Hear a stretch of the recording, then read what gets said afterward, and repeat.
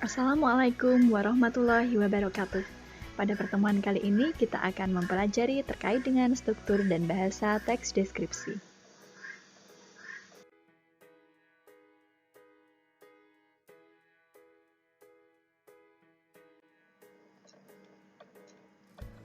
Sebuah teks deskripsi terdiri atas 3 bagian struktur. Yang pertama, di bagian awal atau di paragraf pertama, itu terdapat identifikasi, yaitu awalan dari teks deskripsi.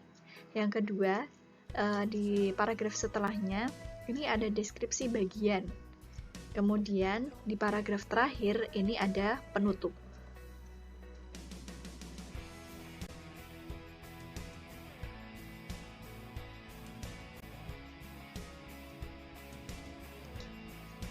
Mari kita bahas satu persatu 3 bagian struktur tersebut. Yang pertama adalah identifikasi. Silahkan dicermati teks yang Ustadzah sampaikan di sini. Di sini ada teks berjudul Rumah Tongkonan. Di bagian ini disebutkan nama objek yang dideskripsikan itu apa, yaitu rumah tongkonan. Kemudian disebutkan lokasinya dan gambaran umum, hanya sebagai gambaran terkait objek apa yang akan dideskripsikan. Nah, ini merupakan bagian awal dari teks deskripsi atau dinamakan juga dengan identifikasi. Jadi, identifikasi adalah awalan dari teks deskripsi ya.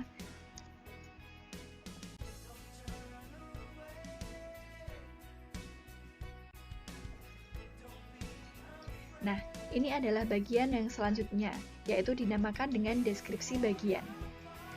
Bagian ini adalah bagian yang paling inti dari teks deskripsi. Karena di bagian inilah dijabarkan ciri-ciri dari objek tersebut. Tadi kan rumah tongkonan ya. Nah, di bagian ini kemudian dijabarkan ciri-cirinya apa. Nah, bahannya dari apa, ukirannya seperti apa, hiasannya seperti apa, disebutkan secara detail ciri-cirinya. Inilah yang disebut dengan deskripsi bagian.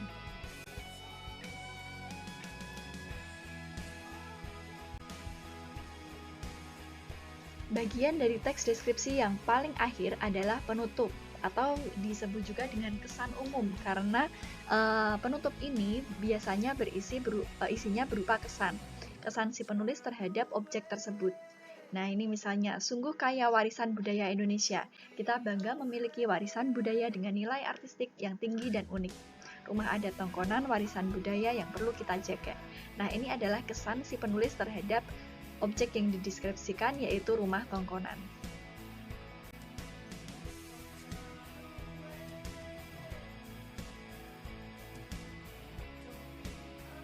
Selanjutnya, yang akan kita pelajari adalah kebahasaan teks deskripsi.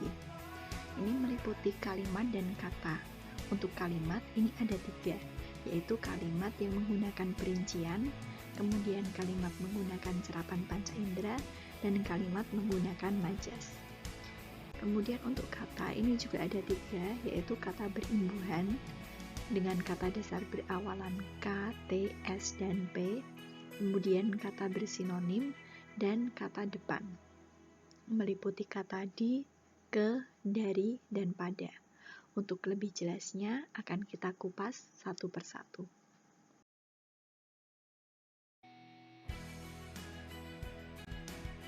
Yang pertama, kalimat menggunakan perincian. Dilihat dari kata perincian, maka bisa kita lihat bahwa kalimat menggunakan perincian ini berarti kalimat yang rinci atau detail. Ini contoh kalimat yang tidak detail atau tidak rinci, yaitu ibuku orang yang sangat baik. Karena di sini tidak jelas baiknya seperti apa. Padahal baik itu kan ada banyak sekali jenis atau alasannya. Nah, inilah fungsi dari kalimat yang menggunakan perincian. Digunakanlah kalimat yang dapat menjelaskan, yaitu misalnya dia berusaha menolong semua orang. Dia ramah dan tutur katanya lembut kepada siapa saja. Nah, itu kenapa ibu ini dikatakan sangat baik. Di situ dirincikan atau dijelaskan apa alasannya.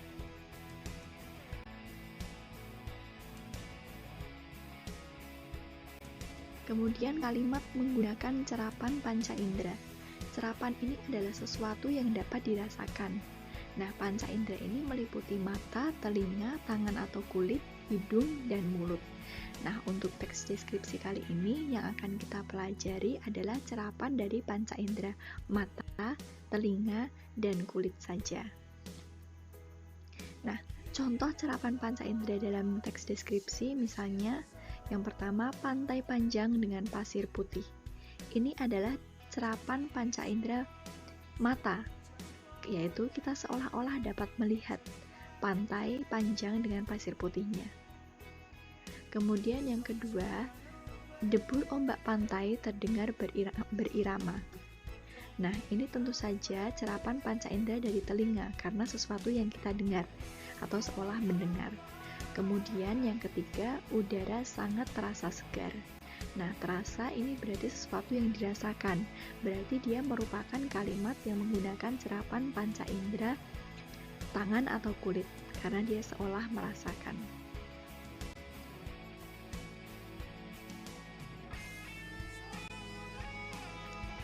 Yang selanjutnya adalah kalimat menggunakan majas.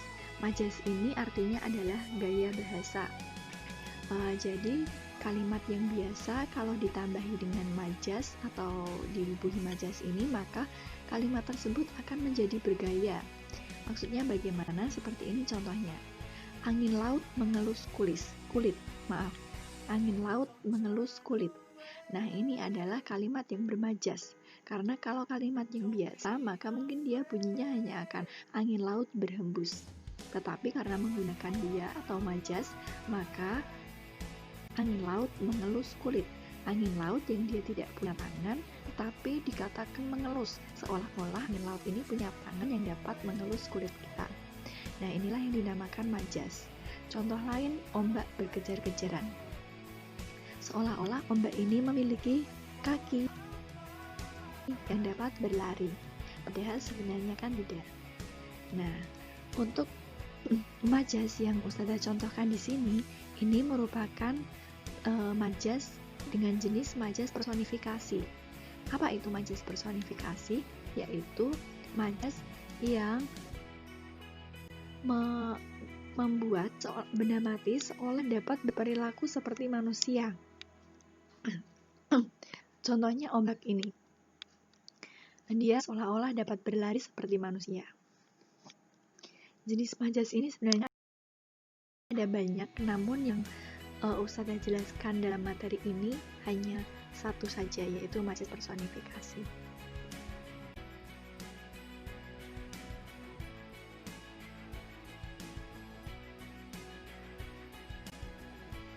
Sekarang kita masuk ke kata. Yang pertama yaitu kata berimbuhan dengan kata dasar berawalan K, T, S, atau P. Apa yang dimaksud dengan kata berimbuhan? Kata berimbuhan adalah kata dasar yang mendapatkan imbuhan.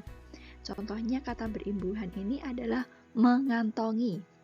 Kata mengantongi ini terdiri atas imbuhan me ditambahkan dengan kata dasar kantong dan mendapat imbuhan di belakangnya yaitu i. Jadilah kata berimbuhan yang berbunyi mengantongi. Nah, itulah yang dimaksudkan dengan kata berimbuhan dan kata dasar. Nah, ada apa dengan kata berimbuhan yang kata dasarnya berawalan K, T, S, dan P? Ternyata, jika ditambahkan dengan imbuhan me, maka huruf pertama kata dasar tersebut menjadi luluh atau hilang. Contohnya, mengantongi. Imbuhan me ditambahkan dengan kata dasar kantong dan imbuhan i, maka dia menjadi mengantongi. K-nya hilang.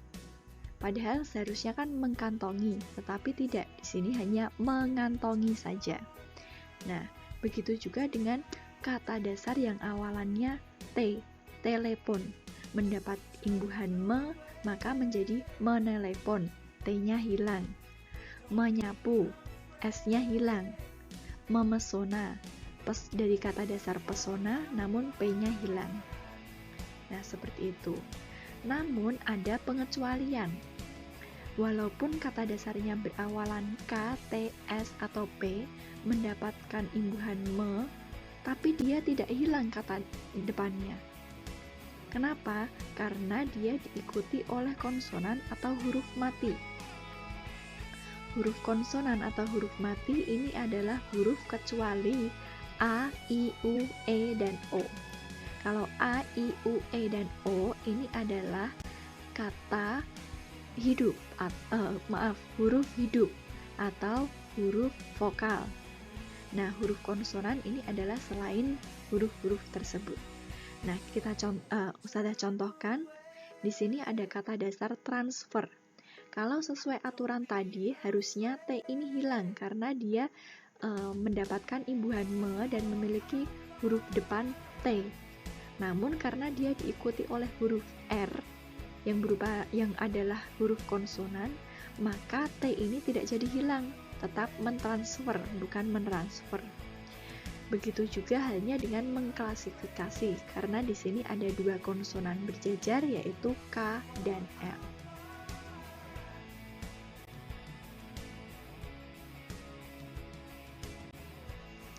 Selanjutnya kata bersinonim.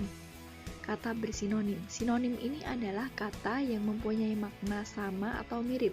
Contohnya ada kata indah. Kata ini memiliki sinonim elok, permai, molek. Karena keempat kata ini memiliki makna yang sama atau mirip. Untuk sinonim ini, Ustazah yakin kalian sudah cukup paham karena di SD kalian sudah mendapatkan materi ini, dan di SMP ini kalian hanya tinggal mengulanginya.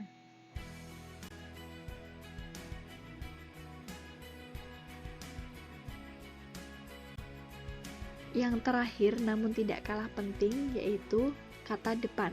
Kata depan ini berupa di, ke, dari, dan pada. Ciri-ciri dari kata depan ini adalah dia diikuti dengan kata yang menunjukkan lokasi atau tempat. Selain itu, cirinya adalah penulisannya dipisah dengan kata yang mengikutinya. Ustazah contohkan, di sini ada kata depan di dalam kalimat di area Monas. Di dan area penulisannya dipisah. Di ini diikuti dengan kata yang menunjukkan tempat, yaitu area.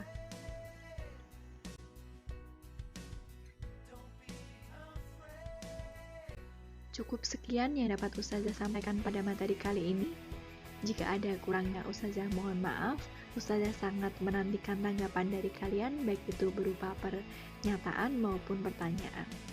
Wassalamualaikum warahmatullahi wabarakatuh.